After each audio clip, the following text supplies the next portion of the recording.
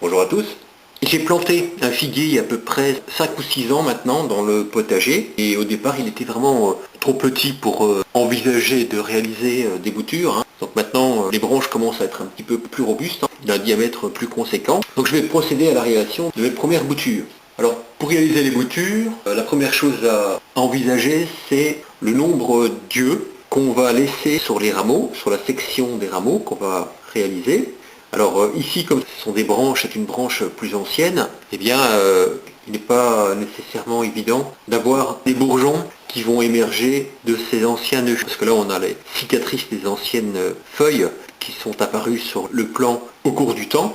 Et il n'est pas certain qu'il puisse encore y avoir des bourgeons qui puissent émerger de ces nœuds. Voilà, c'est pas comme ici où on a peut-être la possibilité de faire émerger un rameau ou une feuille. Comme ici, voilà, là on a un bourgeon qui pourrait éventuellement se transformer en rameau ou en feuille. Je vais bien voir, j'aurai plus de chance avec les rameaux plus récents, plus jeunes ici, où on voit il y a chaque fois un bourgeon terminal où pourrait émerger des nouveaux rameaux au niveau des nœuds. Voilà, quand on a la grosse cicatrice, c'était l'ancienne trace du pédoncule où était attachée la feuille. Au-dessus, normalement, émerge soit une feuille, soit donc un rameau, ou soit une figue. Donc là, il s'agit d'une variété Madeleine de saison, donc c'est un figuier bifère, et il n'a jamais produit de figues, jamais réussi à faire des figues, puisque soit l'hiver passe avant que les figues se développent, il n'a jamais eu vraiment l'occasion d'en développer. On peut aller jusqu'à 6 nœuds, donc c'est-à-dire qu'on peut aller jusqu'à 1 à 3 nœuds qui vont être mis au sol, dans le sol, et 1 à 3 nœuds qui peuvent être donc laissés en partie aérienne, en partie libre, pour former les feuilles, les futures feuilles, ou les futurs rameaux. Et je pense que je vais plutôt commencer par l'extrémité, ce sera plus facile. Voilà, ici on a réellement la possibilité de compter les nœuds facilement. 1, 2, 3, 4, 5, 6.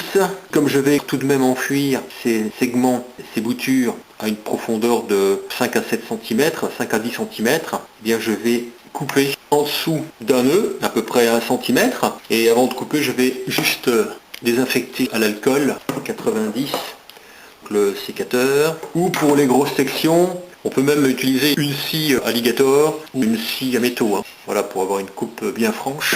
Voilà, donc là je vais couper à peu près à 1 cm, un bon centimètre du nœud, et on voit que ces parties sont encore vitalisées. On aperçoit le cambium et puis le libère aussi qui est juste en périphérie du cambium, donc ces rameaux sont vitalisés. Donc voilà la première bouture. Là, comme c'est une section qui est relativement longue, j'ai 1, 2, 3 nœuds, donc il y a 2 nœuds qui vont rester à l'extérieur et puis un nœud qui va aller dans la terre. Voilà, je vais couper ici à 2 cm environ, et légèrement en biais. Et je vais raccourcir un tout petit peu l'extrémité ici, voilà, à peu près un bon centimètre. Allez, je vais le faire de façon horizontale. Idem pour ce fragment-ci, 1, 2, 3, 4, 5, ici 5 nœuds c'est bien. Là j'aurai juste 2 nœuds, tant pis. Voilà, parce qu'après ça va être trop court. Donc là un petit peu en biais, et de préférence en laissant plus de marge à l'aplomb du nœud. Voilà, comme ceci, à peu près 1 cm. Voilà, comme ceci, et puis là je peux tailler un peu plus court et horizontalement au-dessus du nœud. Donc là ça fait déjà 4 boutures. Ensuite, j'en ai encore des plus petites. Alors comme elles sont petites, je vais carrément les utiliser entièrement. Voilà, celle-ci aussi. Hop. Encore une. Donc je vais exploiter ce rameau-là. Je vais couper à la base ici, pour laisser à peu près 1 cm en dessous du nœud. Et je vais conserver ces 2 nœuds-là qui vont aller dans le sol, et 2 nœuds qui vont aller en surface. Donc je vais couper à peu près ici un peu plus haut. Ensuite, alors là je suis maintenant sur les grosses branches. Donc là je n'observe pas de nœud ici qui ne soit pas exploité. Il y a celui-ci que je pourrais exploiter éventuellement avec un nœud en bas. Je vais couper à ce moment-là. Voilà. Alors voici donc le premier nœud, deuxième nœud avec le petit bourgeon. Allez, je vais couper parce que là c'est déjà exploité, donc il n'y aura pas de rameau qui va se développer à cet endroit-là. Donc je vais couper à peu près la moitié. Donc, ce sera une bouture plus petite, mais plus épaisse. Ensuite, ici, pareil, ça a été exploité. Ici, il y a un bourgeon. Ça a été exploité. Là, il y a un bourgeon. Ici c'est mort, donc je peux couper. Et donc là j'ai un bourgeon ici, un autre là, un autre là et un autre là. Je vais tenter comme ça. Mais là comme c'est un petit peu plus gros, je vais couper à la scie en plein milieu. Comme ça j'aurai une coupe bien franche en fait. Voilà, donc là j'ai un nœud, deux nœuds. Celui-ci normalement ne prendra pas, trois nœuds. Voilà, donc je vais juste l'entamer au-dessus du nœud ici, à peu près la moitié. Comme ça. Ensuite, là j'ai un nœud, deux nœuds avec un bourgeon, trois nœuds. Donc je vais entailler ici, 1-2 cm sous le nœud, deux nœuds. Donc je vais entailler là. Donc voilà les premières boutures. Alors la deuxième étape, c'est d'éviter une évaporation, donc une perdition de l'humidité des rameaux. Donc on peut soit emballer le segment avec un film en parafilm ou un film alimentaire, mais un parafilm c'est beaucoup mieux parce que ça enrobe parfaitement les contours de la bouture jusqu'à refermer complètement l'extrémité. Ici, comme je n'ai pas ce genre de matériau, eh bien je vais tout simplement tremper l'extrémité des boutures dans la cire, voilà, sur un bon centimètre, ce qui va refermer les pores de l'extrémité de chaque bouture.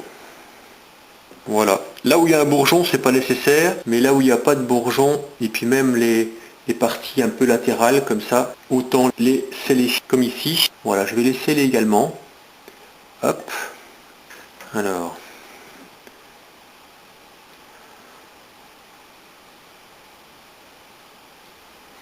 Donc là où il y a des bourgeons terminaux, c'est pas la peine de sceller en fait, hein.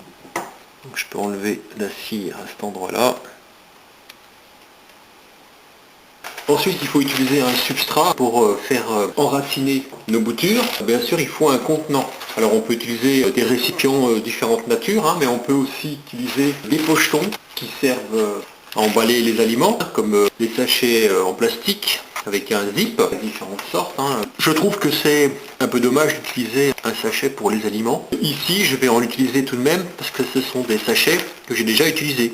Voilà, donc j'avais stocké mes mirabelles et j'ai juste rincé le sac. Donc je peux m'en servir maintenant pour faire mes boutures. Mais on peut utiliser également des petits pochetons qui sont utilisés pour protéger les colis. Donc une fois qu'on découpe une extrémité, eh bien, on obtient un petit sac dans lequel on peut aussi mettre du substrat. Donc c'est aussi très pratique. Et enfin on peut utiliser également les gobelets pour réaliser nos boutures. Donc là on va commencer. L'étape suivante va consister maintenant à scarifier les boutures. Donc toujours repérer donc la partie basse, hein, c'est facile avec le vestige de la tache du pédoncule qui est toujours en position basse. Alors ici je vais tout simplement sur les petits rameaux frotter avec une lame assez tranchante. Je vais faire apparaître le cambium. Voilà. Donc sur 1 à 2 cm. Sur les rameaux un peu plus épais, on peut entamer un petit peu plus, et à cheval sur un bourgeon à chaque fois. Voilà, on voit qu'on fait apparaître le libère et le cambium. Donc là, je peux peut-être entamer un petit peu plus. Voilà, comme ceci. C'est un petit peu plus épais. Ici, c'est encore un rameau qui est assez fin. Le nœud est ici. Celui-là.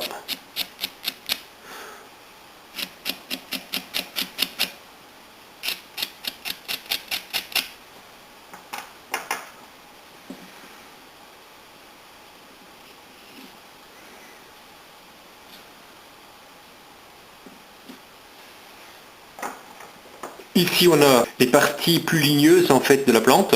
Donc là je vais entamer un petit peu plus franchement.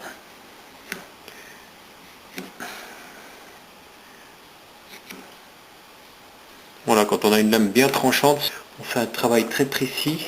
Voilà, ici idem.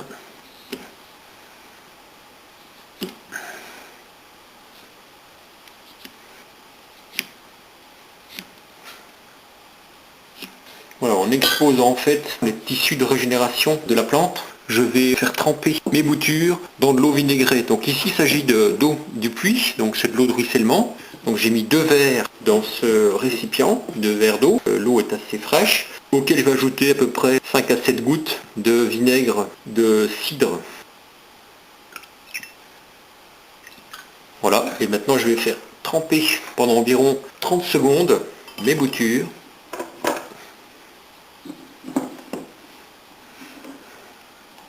Dans l'eau, comme ceci.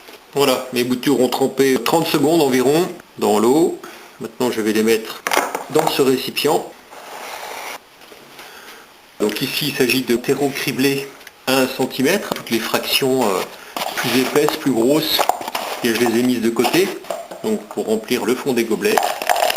Voilà, c'est des gobelets qui sont pré-percés à la base, hein. Voilà, comme on peut le voir. On peut faire des trous un peu plus gros pour faire passer éventuellement les racines.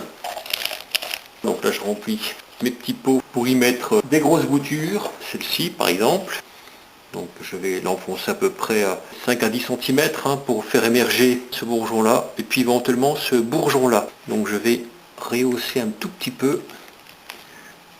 Voilà, je peux remettre un tout petit peu de terreau. Voilà, je peux bien tasser autour pour bien stabiliser la bouture. Voilà, et laisser apparaître donc 2 nœuds. Voilà, donc la première bouture est terminée. Alors pour les pochetons, eh bien c'est le même principe, hein. Ici j'ai un grand pocheton. Donc je peux remplir avec encore un petit peu de terreau. Donc là on peut avoir un volume de racines assez conséquent. Je découpe un arc de cercle.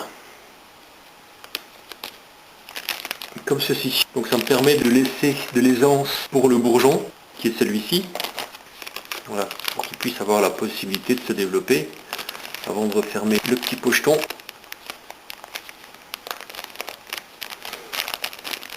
Voilà, comme ceci. Alors dans ce pot-là, je vais placer 2 boutures parce que ce sont des petites. Voilà, donc je vais enfoncer à peu près à 2 nœuds. Donc 1, 2.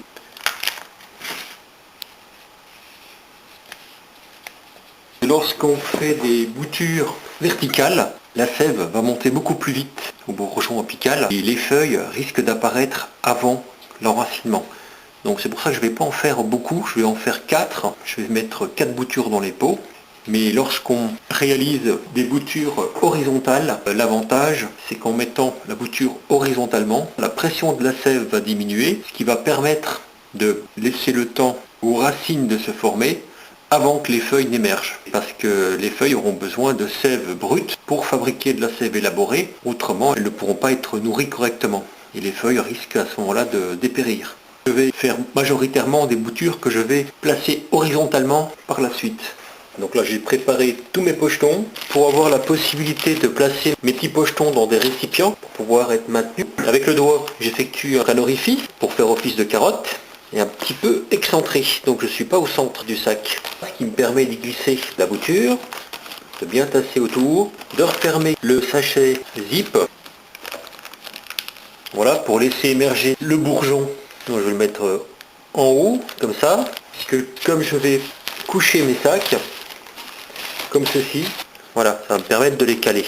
Donc c'est la raison pour laquelle il faut bien faire cette demi-lune, voilà, parce qu'autrement ça gêne. Et j'ai remarqué que sur les autres sacs, voilà, ces sacs-là, ils font le contraire en fait. Donc ça pourrait être intéressant pour faire émerger le moignon et de bien refermer le reste du sac. Il ne faut pas hésiter à excentrer la bouture pour la mettre vraiment vers le haut en fait, hein. Voilà, comme ça il va être bloqué. Si je reprends un exemple avec un autre paquet, donc je vais fermer ici déjà, voilà, donc je peux même entailler largement pour être vraiment en ras du zip.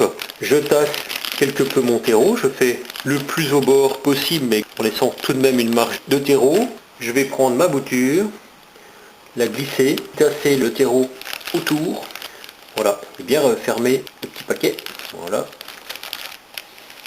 Et à ce moment-là, j'ai mon bourgeon qui va être en haut pour pouvoir le disposer sur le récipient de maintien, on va dire, hein. Pour ce récipient, c'est un peu différent. Donc là, il s'agit d'un sac de réemploi. Voilà. Comme ceci. Le bourgeon va vers moi, en quelque sorte. Donc là, je vais mettre un élastique.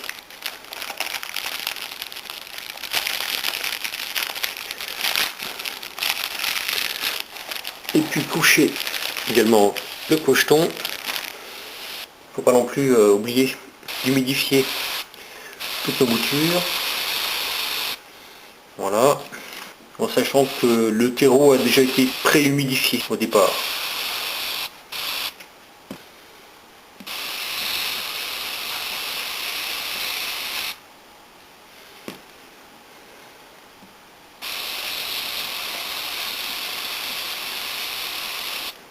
Il ne faut pas oublier non plus d'hydrater les boutures qui sont dans les pochetons. Mais là, je vais le faire avec une grosse seringue. Donc je vais y placer une cinquantaine de millilitres d'eau par pocheton. Celui-ci, je vais le conserver verticalement. Et les autres, je vais les laisser horizontalement. Et je vais mettre 2 fois 20 millilitres, donc 2 fois 2 centilitres. Et j'utilise de l'eau du puits, encore une fois.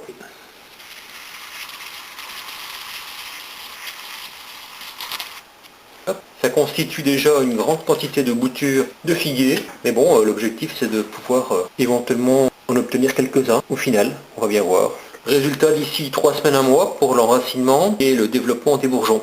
Alors pour les boutures verticales, je vais les habiller comme je l'ai fait pour mes boutures de thym et de romarin, avec une petite coiffe comme ça, pour ne pas avoir à arroser sans arrêt. Voilà, ça conserve très très bien l'humidité. Il faut éviter le contact avec le plastique quand même, hein, pour éviter la moisissure, il faut de l'air. Voilà, comme ceci.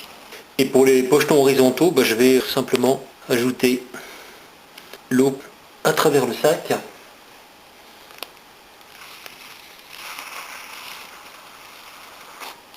Je vais procéder de la même façon pour toutes les boutures de figuier. Alors voici comment sont disposées les boutures de figuier. Pour favoriser l'enracinement, c'est très important d'avoir une température de substrat au minimum de 18-20 degrés. Comme j'utilise l'hiver un chauffage d'appoint devant cette baie vitrée pour éviter les condensations, puisqu'il n'y a pas de radiateur à cet endroit-là, j'exploite l'utilisation de ce radiateur bain d'huile. Donc j'exploite la chaleur qui est dégagée par ce radiateur bain d'huile pour me permettre de chauffer le substrat des pochetons. Voilà, et là on peut constater que je suis à peu près à 20 degrés pour le moment. Voilà, on voit la profondeur. Donc, je suis pratiquement au fond du substrat. Et on peut constater que j'ai transféré les boutures de figuier. Je les ai mises dans une clayette ajourée pour permettre la circulation d'air chaud à la base du substrat. Et on est passé de 20-22 degrés, on est passé à 26-27. Donc là, il faut que je régule un tout petit peu. Je peux baisser un petit peu, 26 degrés, c'est parfait. Là, j'ai mon radiateur qui est positionné sur 10. Donc je vais réduire à peu près à 9. Voilà, ce sera 9 ou 9,5 pour obtenir une température en fond de substrat d'environ 26 degrés. Alors voici le bloc de tube fluorescent sur lequel sont positionnées les boutures. Donc ici on est en dessous des tubes.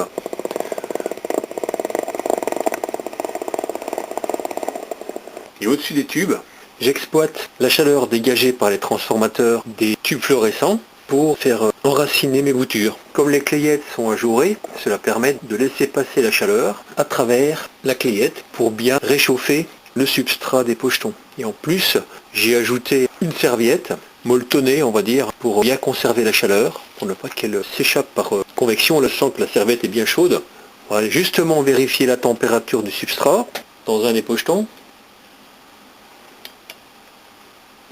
Donc là, je suis à une température un peu trop élevée déjà. Je vais retirer la serviette. Donc il faut compter à peu près 26-28 degrés. 26 c'est bien. Donc c'était un essai avec la serviette. Donc ce que je vais faire, je vais retirer les serviettes la journée, quand les tubes sont allumés, et je vais placer la serviette le soir pour la nuit, pour éviter que la convection ne fasse chuter trop rapidement la température des pochetons. Et voici déjà une des boutures qui présente une première feuille, et je vois qu'il y a une ébauche d'un deuxième bourgeon qui commence à apparaître également. Donc ces deux plans-ci, ces deux boutures-là, étaient placés sur le bloc de tube fluorescent numéro 1 et ils vont être intervertis avec un plan qui est situé dans la cuisine. Alors voici l'état de développement 1 mois environ après la réalisation des boutures. Donc on peut voir qu'il y a déjà un bon réseau de racines sur certains plans, notamment celui-ci. On voit même que les racines ont tendance à se diriger plutôt vers le haut ici, mais il y a des racines en bas également. Voilà, donc on en voit également sur le côté ici et en haut. Ces boutures sont arrosées environ toutes les semaines, donc je leur apporte un complément d'eau de 50 ml environ, c'est de l'eau du puits. Ici le premier plan redressé, donc la bouture cultivée de façon verticale, qui a présenté la première feuille en premier. Et sur la deuxième bouture, un nouveau bourgeon est en train d'éclore. Voilà, par contre dans ce pot-ci, je n'aperçois pas de racines. Et tous ces plants sont à chaque fois recouverts toute la journée. Voilà. Je modifie simplement le thermostat la nuit. Donc je augmente un petit peu le thermostat la nuit. La journée, je le baisse d'un cran pour conserver une température d'environ 26 à 28 degrés dans le substrat. Et au-dessus du bloc numéro 1, il reste 3 boutures qui n'ont pas encore présenté une éclosion des bourgeons, mais on commence à apercevoir les premiers bourgeons ici. Ici également. Donc par contre, sur cette bouture verticale là, les bourgeons sont encore fermés. Et il y a cette bouture-ci qui présente un bourgeon qui a commencé à présenter des feuilles. Donc celui-ci il est situé sous un bloc à part, donc sous la lumière, principalement 6500 Kelvin et 8000 Kelvin, avec un tube qui apporte une couleur proche du spectre de la lumière naturelle. Voilà, mais on peut apercevoir tout de même sur ce plan-ci des racines. On peut apercevoir une racine ici, on voit qu'elle fait tout le long à peu près. Ici on est sous un bloc de tubes fluorescents de 6500 Kelvin exclusivement. Et j'ai réparti 4 plants, donc 2 de chaque, 2 vignes et 2 figues. La moitié donc avec les feuilles directement dans cette ambiance des tubes fluorescents pour voir comment ils allaient se comporter. On voit que pratiquement tous les figuiers se sont bien enracinés. On voit une racine ici qui forme déjà des radicelles et avec des bourgeons qui se sont développés. Ici on a une bouture de figuier qui commence à présenter ses premières feuilles, qui est gardée sous ambiance protectrice, mais en évitant le contact des feuilles avec le plastique, pour éviter la cuisson en fait, la cuisson des feuilles avec une humidité trop chaude. C'est la seule bouture où je n'aperçois pas encore de racines. Alors juste à côté, on a l'autre bloc qui lui a été modifié également. On voit qu'il y a des couleurs différentes, parce qu'il y a en fait 2 tubes de 8000 Kelvin, un tube de 9000 et un tube qui présente une couleur un peu rosée parce que c'est un tube fluorescent qui se rapproche du spectre de la lumière. Donc ça apporte une ambiance lumineuse proche de la lumière du jour. Donc on a un plant de figuier ici qui commence à présenter ses 2 bourgeons. Alors cette fois ça y est, nous sommes le 21 mars, c'est le printemps. Là j'avais constaté que certaines boutures étaient bien enracinées, donc j'ai l'impression qu'il leur faut un peu plus d'espace. J'ai sélectionné différents pots pour faire mes transplantations. Alors là je vais prendre encore du terreau grossier, voilà, que je vais mettre en fond de pot. Ensuite je vérifie la profondeur à laquelle je dois repiquer la bouture de figuier. Donc là c'est pratiquement bon. Maintenant il ne me reste plus qu'à dépoter le figuier, donc en assénant un petit coup, donc à l'arrière du pot. Hop, voilà. Donc on voit que c'est pas détrempé, c'est juste un petit peu humide. Alors maintenant je peux transplanter le figuier. Voilà, bien au centre ici, pour lui donner un peu plus d'aisance. Et ceux-ci, ce seront des plants qui vont rester en pot, puisque les hivers ici ne permettent pas d'avoir les figues sur des figuiers bifères.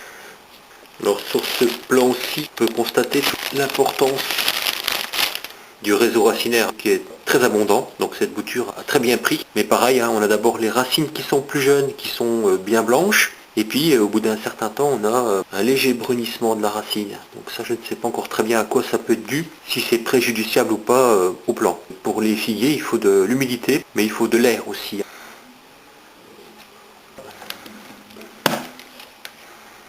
Apparemment, les racines ont tendance à suivre une trajectoire périphérique, donc elles se dirigent plutôt en périphérie. Ben voilà, donc là c'est désagrégé un petit peu.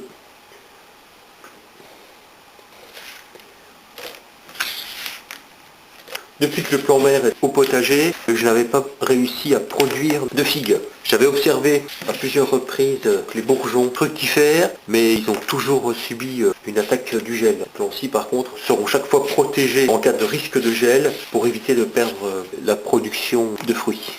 Je vais me contenter déjà dans un premier temps de repiquer ces 2 figuiers là, voir un peu comment ils se comportent dans un substrat composé exclusivement de terreau. Donc je vais bien voir que ça peut engendrer sur le moyen terme.